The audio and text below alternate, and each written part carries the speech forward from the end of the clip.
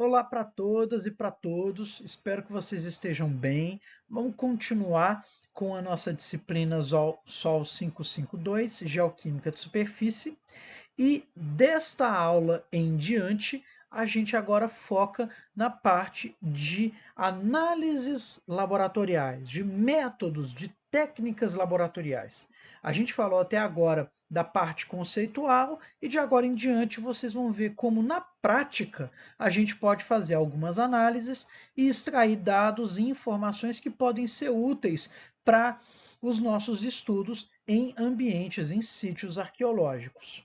A gente vai começar na aula de hoje com uma técnica bem interessante e que tem se popularizado bastante no Brasil, que é a fluorescência de raios X. A fluorescência de raios X tem justamente a ver com aqueles raios X que a gente bem conhece, né? Que tem a ver com um comprimento de onda bastante específico. Essa técnica geralmente ela é chamada de XRF ou de XRF em inglês, né? Que na verdade simplesmente fluorescência de raio-x.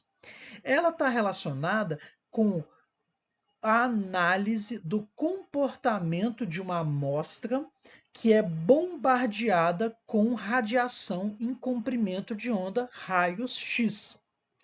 Essa amostra, quando bombardeada com radiação, a gente vai adentrar nos detalhes mais à frente, ela vai interagir com essa radiação e a partir do tipo de interação com essa radiação, a gente consegue fazer algumas análises que vão contar para a gente sobre a composição química desse material. A fluorescência de raio-x é uma técnica bastante interessante porque ela apresenta alta precisão e alta exatidão. O que eu quero dizer com isso? Imaginem que eu pegue uma mesma amostra, então, por exemplo, um fragmento de um bloco de concreto ou de um bloco de pedra que foi utilizado na construção de uma edificação. E esse bloco eu posso tirar várias amostras dele.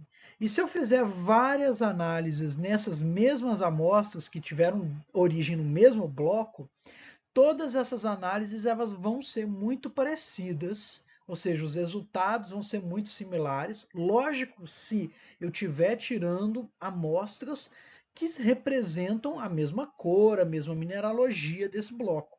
Quer dizer que os resultados desse equipamento eles não vão variar muito em função, por exemplo, da tensão, da energia, né? Se a energia no dia estava mais ou menos intensa, o resultado do equipamento não vai ser afetado por isso.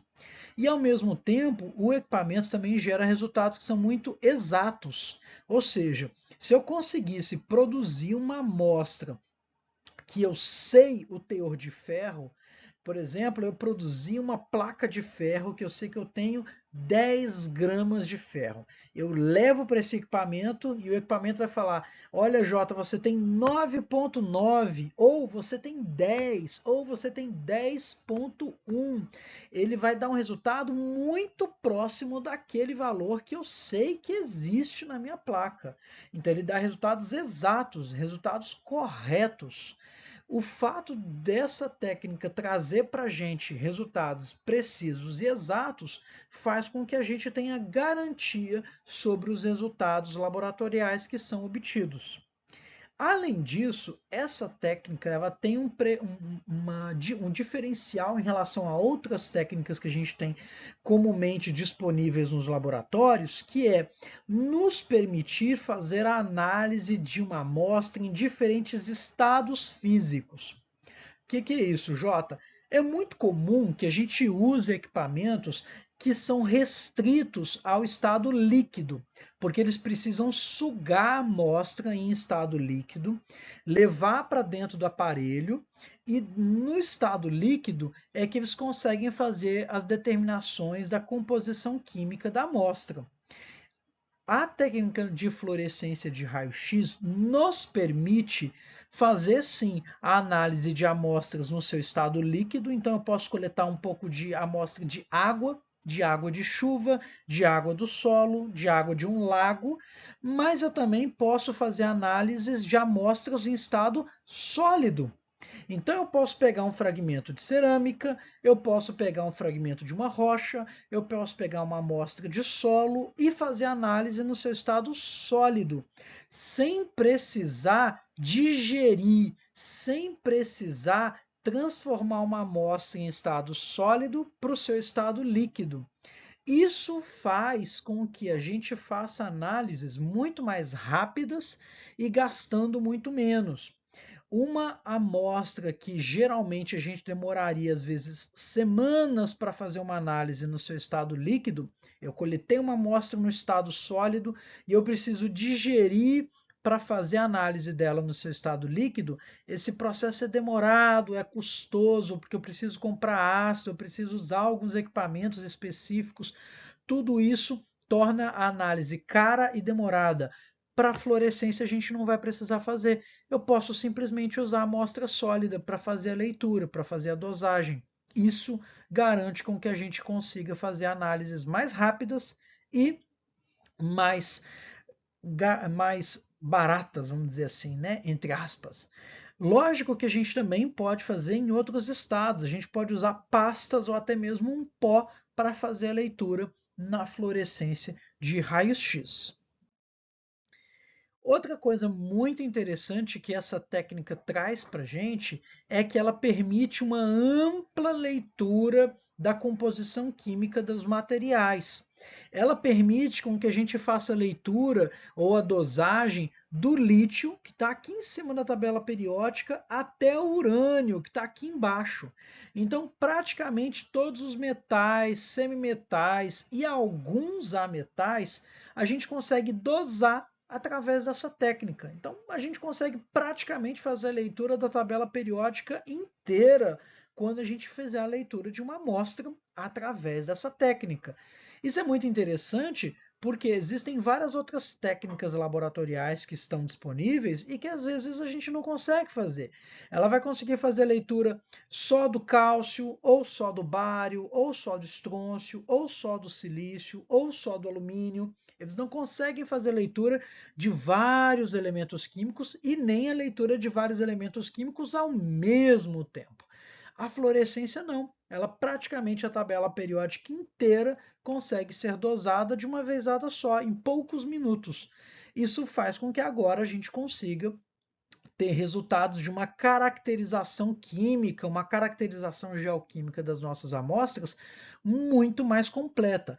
E o legal é que ela consegue fazer dosagem de elementos químicos que estão em uma massa, em uma concentração muito grande, por exemplo, em porcentagem, e também a dosagem de elementos químicos que estão em concentrações, que estão em teores muito baixos, em miligrama por quilo e eventualmente até em ppm, que seria micrograma por quilo. A gente consegue fazer dosagens muito interessantes. Para fazer essas dosagens, a gente precisa usar alguns procedimentos metodológicos. Eu vou focar aqui nos procedimentos metodológicos mais voltados para os estados sólidos, porque é o diferencial dessa técnica, ok? Quando a gente for falar das amostras em estado líquido, aí eu posso abordar outros procedimentos que vão ser basicamente a mesma coisa para a nossa técnica aqui, ok?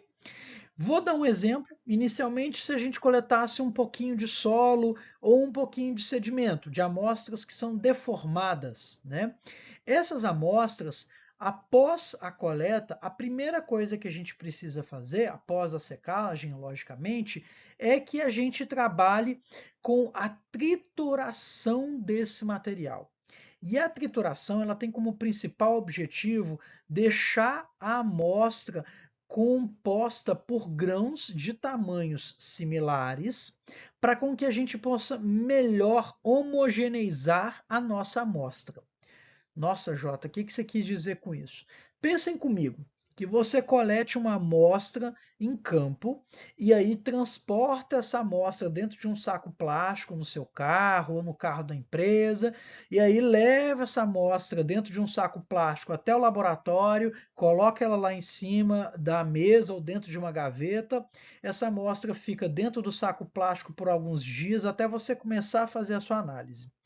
Pensa comigo que visivelmente é muito fácil, e até mesmo com a ajuda de uma lupa, a gente consegue ver que tem cristais de tamanhos muito diferentes, não é? Tem cristais que são muito grandes, que são fáceis de ver, e vão ter alguns cristais pequenininhos. A gente vai ter material em tamanho pelo menos areia, silt e argila, eventualmente até tendo cascalho.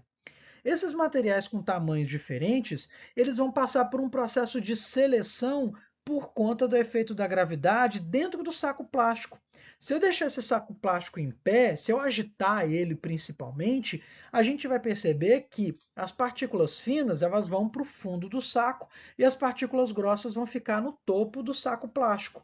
Se eu coletar uma amostra, se eu pegar 1 quilo de solo, agitar e eu depois coletar só 2 gramas do topo do saco plástico, eu vou perceber que essas 2 gramas elas estão muito ricas em partículas grossas. Se eu pegar 2 gramas do material que está lá no fundo, eu vou ver que essas 2 gramas estão ricas em partículas finas. E os resultados laboratoriais que vierem tanto dessa parte de cima quanto dessa parte de baixo, elas não estão representando a minha amostra, porque a minha amostra não é só composta por partículas grossas e nem é só composta por partículas finas, é pela uma mistura delas. Então, para garantir uma homogeneidade melhor e, consequentemente, resultados que vão representar a minha amostra de uma forma melhor, a gente tende a quebrar as amostras e deixar todo mundo em tamanho fino, já que eu não consigo pegar o material fino e deixar ele grosso. Então, eu pego todo mundo que está grosso e diminuo o tamanho dele. Com isso, a gente vai então triturar a nossa amostra. E esse processo de trituração, ele pode ser feito à mão. Então, por exemplo, aqui vocês conseguem ver que eu coloquei um pouquinho de solo em cima de um almofariz de ágata e com um bastão de ágata eu vou macerando, vou triturando o material. Igual quando a gente está triturando, por exemplo, ali uma mandioca, né? Igual os índios faziam de triturar aquela mandioca e quebrar ela num tamanho fininho, menor, a gente vai fazer aqui com o solo, deixando esse material bem fininho. Existem também equipamentos que fazem isso, que são chamados de trituradores ou moinhos de bola.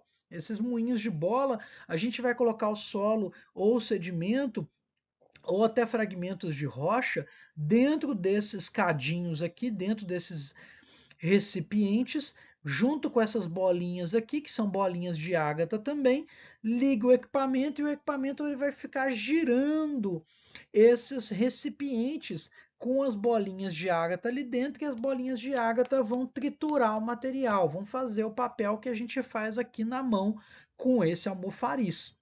Esse material, depois dessa agitação, geralmente uma agitação de 15 minutos, vai transformar todas as partículas grossas agora em partículas finas. Vai ficar todo mundo com o tamanho de silt fino ou argila. Consequentemente, é muito mais fácil eu homogeneizar a amostra e é muito mais fácil eu ter certeza que eu vou conseguir tirar uma alíquota dessa amostra, analisar e o resultado dela vai representar muito bem a amostra que eu coletei em campo.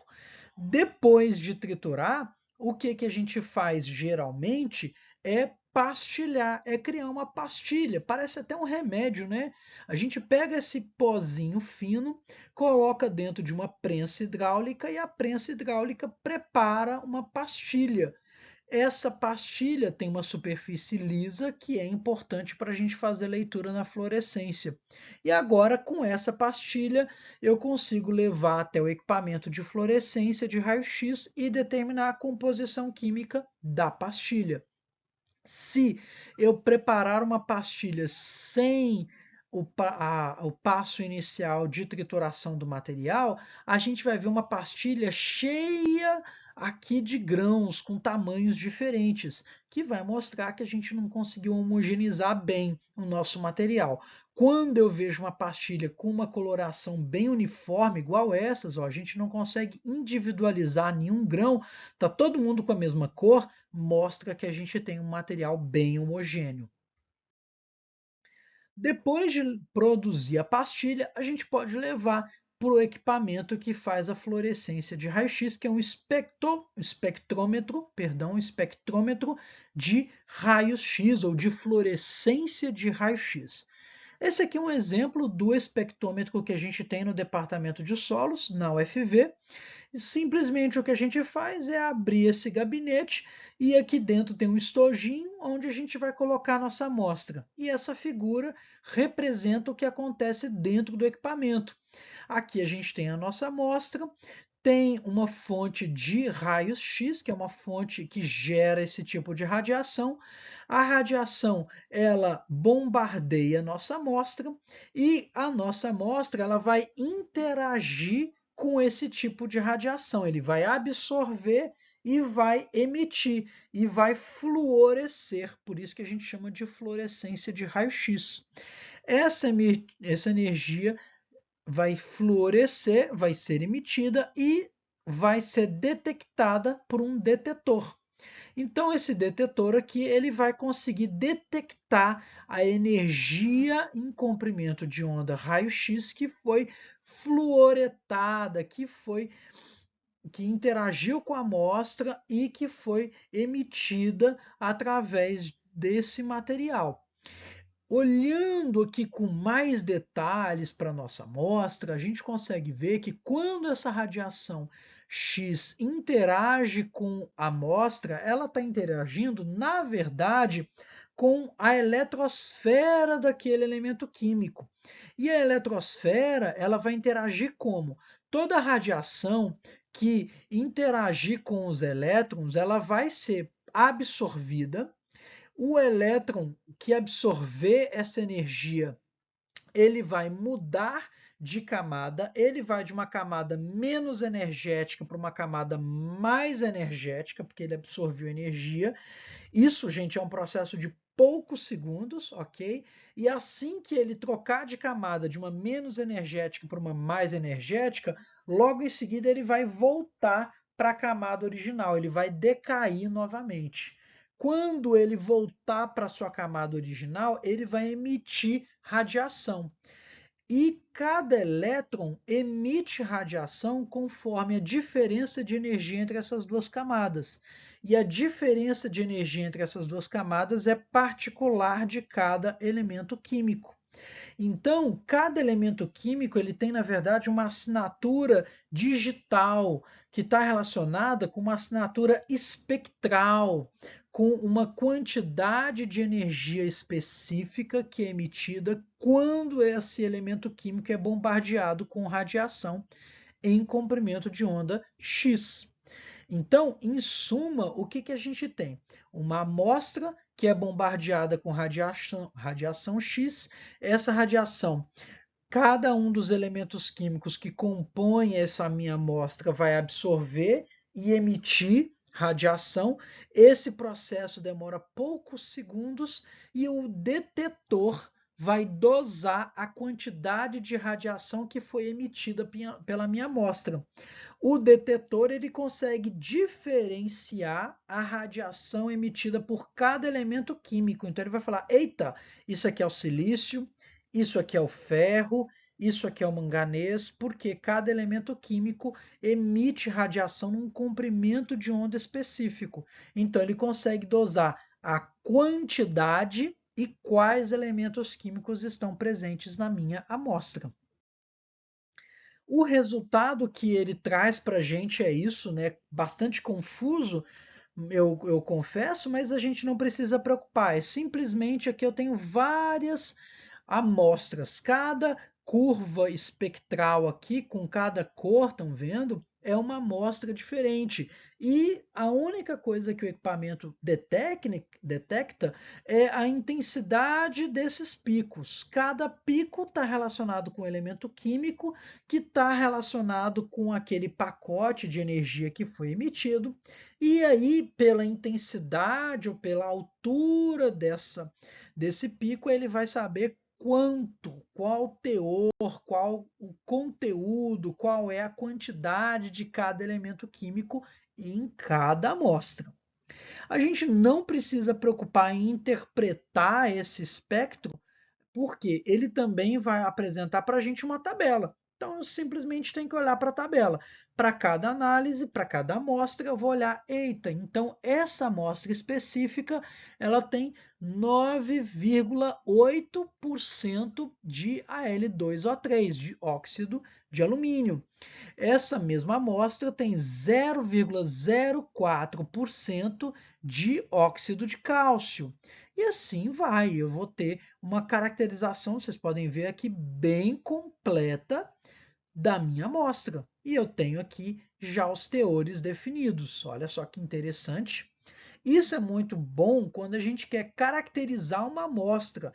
Eu quero saber quanto por cento tem de alumínio nessa camada, quanto por cento de ferro tem nessa camada, para comparar os teores em camadas diferentes, ou para comparar o teor desse solo com um solo adjacente, que pode representar o background. Com isso, com a técnica da fluorescência, eu consigo fazer essas identificações e comparações facilmente.